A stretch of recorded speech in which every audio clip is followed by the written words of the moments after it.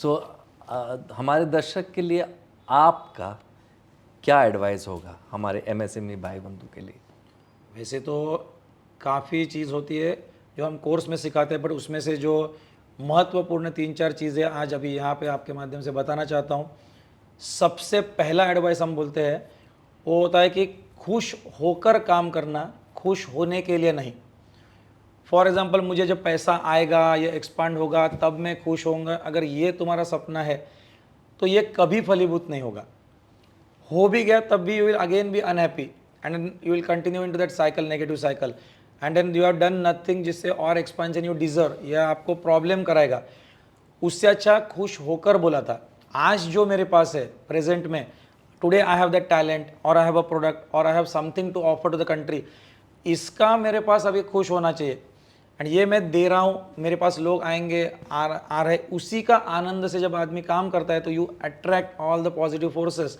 तो पहला ही उपदेश, या it applies to all the fields, relationship में भी, मैं शादी करूँगा तो खुश होऊंगा, इसलिए शादी कर रहे हो तो कोई मतलब, अभी मैं लोनली हूँ, आई नीड सम पार्टनर, तो होने के लिए अब बर्बाद करोगे शादी, उसका भी जीवन आपका भी, it will and up in diverse पक्का। उससे अच्छा I was happy, I am earning well, now depending on your goal, किसी का मुक्ति होगा तो हम दो मिलकर साधना करेंगे, वैसा नहीं हो तो ट्रैवल करना या कुछ भी होगा, मैं इसको भी आनंद दूंगा, एक साथ करूंगा, ना कि उसका सैलरी जोड़कर मेरा रेंट भरूंगा। ये सब आपका सपना होगा तो जलेगा नहीं। तो इट इज कॉल्ड खुश होकर काम करना, खुश होने के लिए नहीं। ये प्रथम उपदेश हर किसी बिजनेसमैन के लिए या कोई भी क्षेत्र जिसको टॉप होना है, today he has to be happy with whatever. आज मैं जब शिविर करता हूँ तो आई एम हैप्पी, जब मेरे पास 20 लोग थे तभी खुश था, और 100 है तभी खुश, आज हजारों आ गए तभी खुश, कल लाखों हो जाएंगे, करोड़ हो जाएंगे तब भी वही खुश होऊंगा। तो खुश होकर काम करना, खुश होने के लिए नहीं, ये पहला उपदेश। दूसरा है सोचो तो बड़ा सोचो। जब कभी कोई काम करना है, क्यों छोटी सी बुद्धि रखते हो? वचने किम दरिद्रता, अरे सोचना है तो उसमें तो कोई पैसा लगता है या टैक्स आपको लगता है। तो जैसे कुछ चालू करो तो उसमें बोला है शुद्ध भावना, पहले है प्योर इंटेंशन, शुद्ध भावना। तो शुद्ध भावना मतलब पहले दारू का अड्डा चालू करने का क्या नहीं, you can start something good, hospital चालू किया या कोई एजुकेशन का चालू किया या whatever is good for the society.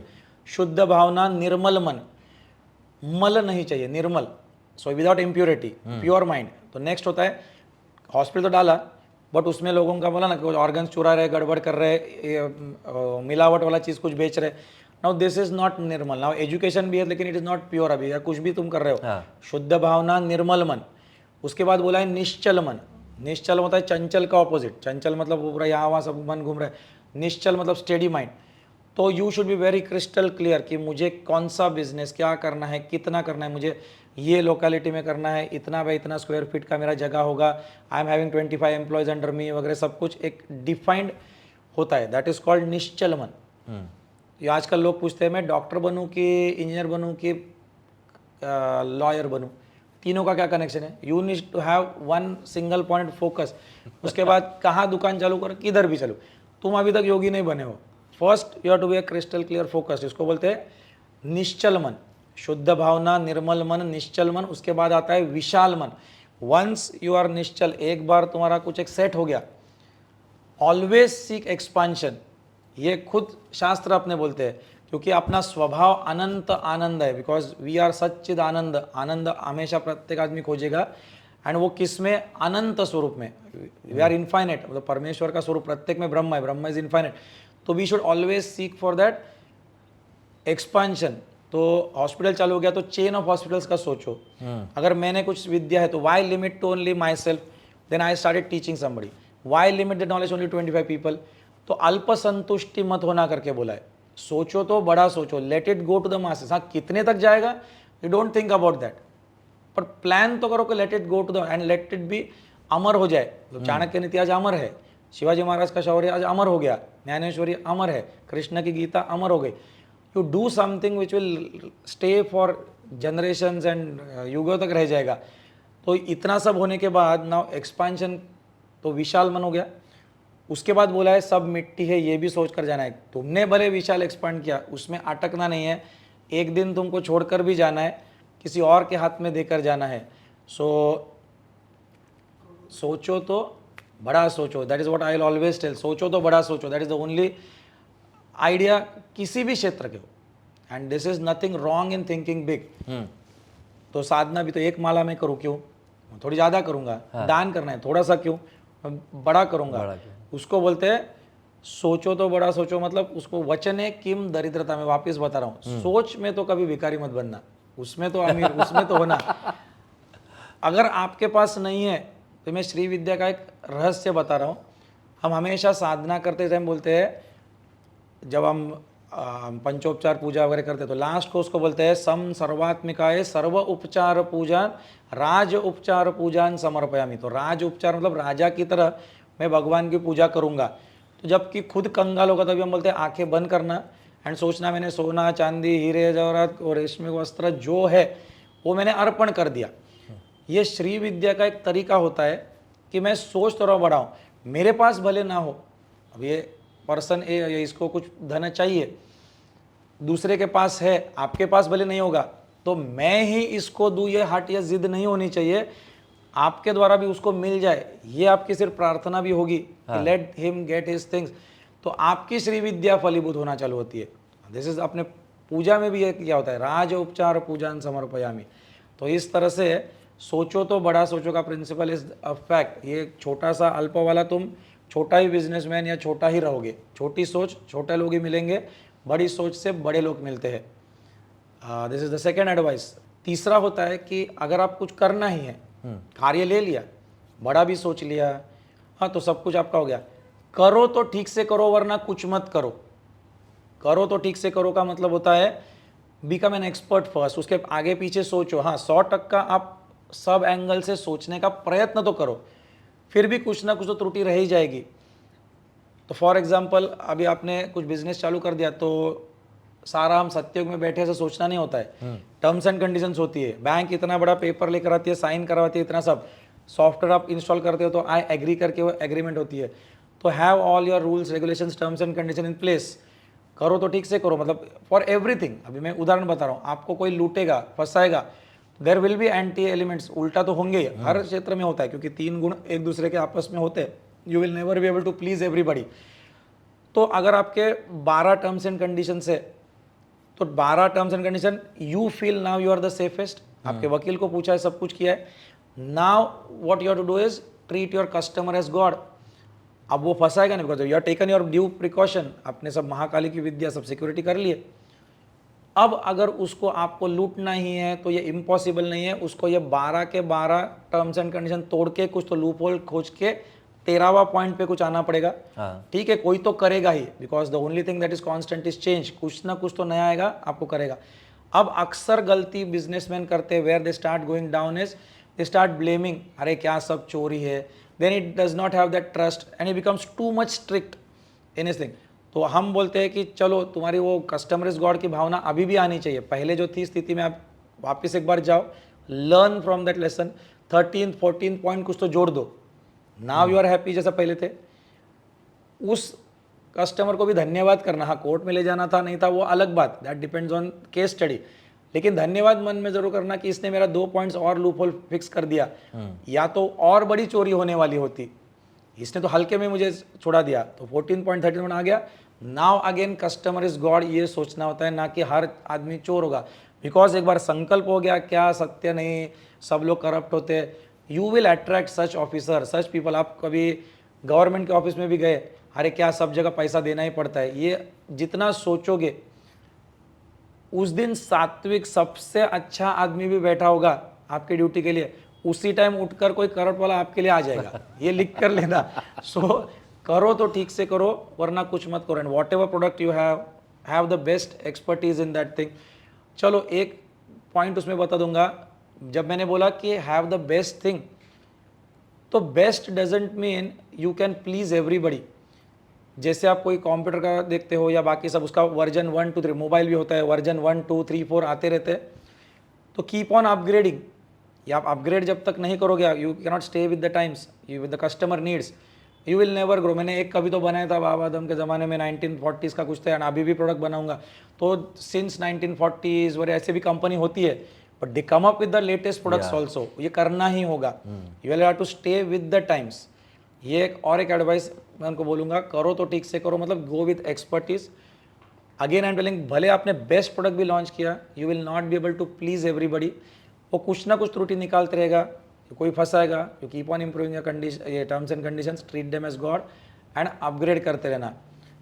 Then next point is, लोग अक्सर बड़ा बनने के लिए कोई किताब भी आप उठा कर लेकर रहते हैं, do it yourself, self help, then become rich overnight. ये बहुत सारे किताब मिलते हैं कि ऐसे अमीर बनो, वैसे अमीर बनो। तो जितने सारे बुक होते थे, जो बुक अगर पढ़ने से ही अगर ये होता तो शायद वो बेचने वाला पहले बहुत बड़ा होता। हाँ ये रास्ते पे भी बिकती है किताबें। सो मैं मना नहीं कर रहा हूँ कि उसमें नॉलेज करेक्ट नहीं होगा, बट वो इस तरह से वर्क नहीं होता। श्री विद्या का कोई भी परंपरा में देखो, it is always told it has to be initiated by some guru. आपको किसी गुरु के द्वारा ये दीक्षा देकर ये करना होता है। तो श्री विद्या में 2 जन की कृपा आपके ऊपर होनी आवश्यक होती है, एक होता है गुरु का, एक होता है राजा का। 2 जन की कृपा जिसके ऊपर हो जाती है वो बड़ा हो जाता है। यू कैन नॉट डिनाई, सिर्फ गुरु का भी नहीं, सिर्फ गुरु का भी नहीं, दोनों। तो गुरु का मतलब वो पत्रिका में जुपिटर या गुरु बोला जाता है, एंड राजा मतलब वो धन या सत्ता या आगे शुक्र बोला जाता है। तो शुक्र एंड गुरु की युति होती है। ये जिसके पास, अभी लोकल पान वाला भी हो या लोकल कोई टपरी वाला दुकानदार, चलो ये तो बड़ा एमएसएमई, उसके अभाव का तो मैं बात ही नहीं कर रहा हूँ, उसको भी उसका एरिया का लोकल पुलिस वाला या कोई म्यूनसिपालिटी वाला होगा, इसके साथ अगर बनती नहीं है तो उसको प्रॉब्लम होगी। उसका दुकान बंद होगा या उसी के ऊपर ज़्यादा प्रॉब्लम आएगा या टैक्स खाएगा। तो always you need to be in favour of these two. तो आप ज़्यादा राजा से शत्रुत्व भी नहीं कर सकते, इसका मतलब ये ना कि आप उसके गलत पॉलिसी है तो उसको विरोध भी नहीं कर सकते, but you have to acknowledge, because कोई भी बिजनेस बिना राजा के या बिना गुरु के नहीं हो सकता। गुरु का क्यों? तो अगर समाज में इतना सब धर्म का प्रचार ही नहीं होता तो आपको प्रत्येक कस्टमर फंसाने वाला मिलता। Today the dharma prevails in the world because of the gurus and raja है तो सब कायदा है, कुछ फैसिलिटीज दिए होती है। तो मुझे एक साधक ने पूछा था, मेरा राजा से क्या संबंध है? मैं बोला, तुम्हारे घर से यहाँ तक आए वो रास्ते से आए थे, वो रास्ता किसने बांधा था? तूने नहीं, मैंने नहीं, वो राजा का होता है। तुम जब घर से यहाँ तक आए तो सेफली आए, कोई चोर नहीं तुमको मिला, पुलिस काम कर रही थी, किसकी थी वो? सरकार की थी। तो आपका दुकान में शटर डाउन करके जाते हो, रात तक पूरा माल चोरी हो जाएगा, और किंग प्रोटेक्ट्स अस, दूसरा देश का। तो ये 2 जिसको एक्नॉलेज होता है उसी का बिजनेस या उसका एक्सपांशन होता है। ये श्री विद्या का प्रिंसिपल है। तो गुरु का और राजा का कृपा, और राजा अपने अपने एरिया के हिसाब से, wherever your jurisdiction is, उतना का ठीक है। मेन का हो गया तो ठीक है, एंड आपका इंटरनेशनल बिजनेस है तो इंटरनेशनल कंट्रीज के heads should be in your favour. तो उसके लिए साधना उपासना करनी होती है। ये सिर्फ किताब पढ़ने से नहीं होता, क्योंकि गुरु गीता अगर आप पढ़ते हो तो गुरु के पास वो शक्ति होती है कि राजा उसके अधीन होता है, ऐसा गुरु गीता में मेंशन्ड है। तो जिसके ऊपर गुरु कृपा है उसके राजा, मतलब वो लोकल गवर्नमेंट एजेंसीज, पुलिस, ये तुमको तकलीफ नहीं देगी जिसके ऊपर गुरु कृपा होती है। एंड फिजिकली राजा का सब टैक्स चोरी ना करना या बाकी गड़बड़ नहीं करना, ये है। और एक पॉइंट बताना चाहता हूँ कि अगर आपको बड़ा होना है तो हमेशा धन चाहिए तो दान दो, धन चाहिए तो दान दो। तो आप बोलोगे यार ये गुरुजी अच्छे नहीं है तो पूरा हमको पैसा खत्म करने का बात कर रहे हैं, नहीं, ये वास्तविक करने से धन बढ़ता है।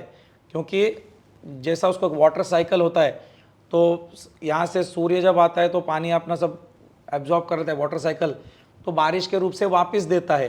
तो it has to be continuous cycle. तो राजा जब कर लेता है तो समाज को उसका सेवा के स्वरूप में उसको रिटर्न भी करना होता है। तो same way when we are part of this ecosystem, आप, मैं या आपका जब बैंक मैनेजर की तरह आपको जब समझोगे, bank manager has crores of rupees, पर वो उसको अपना सिर्फ सैलरी लेके वो मैनेज करता है। तो same way we are in this earth. ये अपना जो मैंने बोला लक्ष्मी एक शक्ति है, वो मेरे पास आई थी कुछ समय के लिए, मुझे वो समाज के लिए करके जाना था। तो धन चाहिए तो दान दे, तो दान कुछ हद तक होता है, मतलब 100% आपका उसके ऊपर अधिकारी नहीं होता। वो भिखारी भी होगा तो भी 100 रुपये का भीख मिलता है तो 2.5 रुपये उसका नहीं होता, 2-2.5 रुपये उसको किसी कुत्ते को कुछ या पाव खरीद के या कुछ तो उसको देना होगा, तब वो भिखारी से एक स्थिति ऊपर आएगा। तो जितना जितना बड़े होते जाएगा तो 5%, 10% ऐसा बढ़ते जाता है। When you are filthy rich, तो do you require this trillions? नहीं, तब वो 99% has to go back to the society. लेकिन यहाँ मजबूरन CSR है करके 2%, लेकिन वो 2% अपने शास्त्र बोलता है गरीब आदमी को देना चाहिए। यहाँ तो अमीर आदमी 2% जबरदस्ती का दे रहा है। तो इतना थोड़ा बदलाव करना ठीक है, 2-3 जो अपने मर्जी से करना चालू करना कहना चाहिए। तो दान दे, तो जो आपका प्रथम पहला क्वेश्चन जो हमेशा पूछते हैं कि MSME every business faces a problem, ये एक टिप्स करके या गुरु का एक वचन समझ कर देना, मुझे पक्का बताना। आप कॉल करके बताओगे, आपके सारे दर्शक बोलेंगे कि अरे हमारे सब प्रॉब्लम सॉल्व होना चालू हो गए, क्योंकि ये गुरु के शक्ति से होता है। शक्तिपात 4 प्रकार से होती है, एक स्पर्श दीक्षा से, एक वाणी से, एक दृष्टि से, और चौथा होता है तुम्हारे संकल्प से। तो इस समय ना मैं आपके दर्शकों को स्पर्श कर पा रहा हूँ, ना मैं उनको अभी देख पा रहा हूँ, लेकिन मैं अंतर्दृष्टि से देख रहा हूँ। बट ये वाणी जो चल रही है, वाणी से शक्तिपात प्रत्येक दर्शक पे हो रहा है, क्योंकि ऐसा मैं संकल्प करके आ चुका हूँ। इसकी फलश्रुति प्रत्येक को आए बगैर है, जैसे आपको आ गई वैसे उनको भी आ जाएगी, ये मेरा वचन है।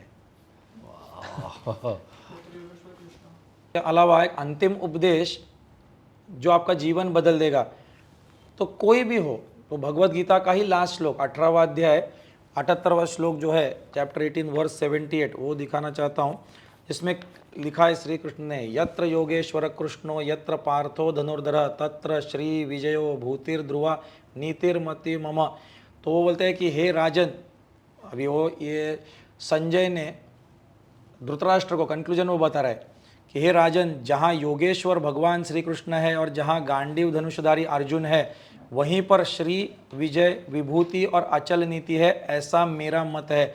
तो यहाँ श्री जो हम शुरू से बात कर रहे हैं, तो श्री उसके साथ विजय विक्टोरियस इन योर ओन, इसमें विभूति मतलब एक महान सेलिब्रिटी स्टेटस है ऐसा कुछ, एंड अचल नीति उसके साथ मॉरल्स भी होने चाहिए।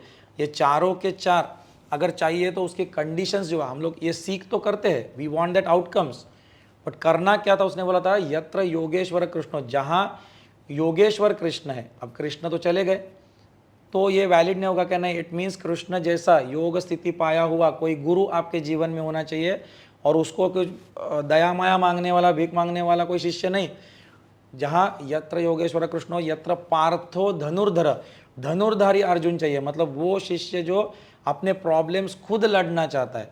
आपको जो कोई बीमारी है तो बीमारी से लड़ने के लिए आप भी तैयार, गुरु जी मेरे लिए कुछ तो करो, ये बोलने वाले का कुछ नहीं होता है, गुरु जी ये आशीर्वाद दो तो होगा, ये करो तो नहीं।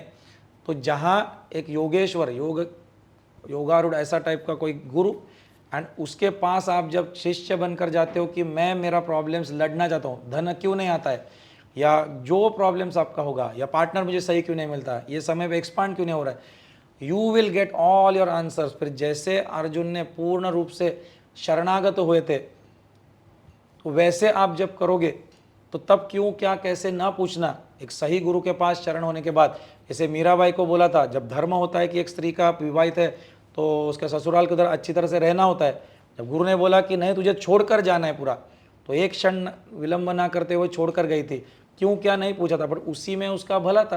तो क्या प्रत्येक स्त्री को बोलते हैं छोड़कर जाओ, केस बेसिस के अनुसार उपदेश होता है। तो ये लड़ने के लिए आप अगर तैयार होगा तो आपका उत्तर किसी गुरु के पास होगा। तो आज तक जितने भी महापुरुष है उसके लिए उपदेश लक्ष्मी जी ही खुद अपने दुर्गा सप्तशती में बोलती है कि जो मेरे शरण होता है मैं वो अन्य दुनिया का शरण देने वाला हो जाता है, जिसको हम बोलते हैं bow down to one person and the world will bow down to you।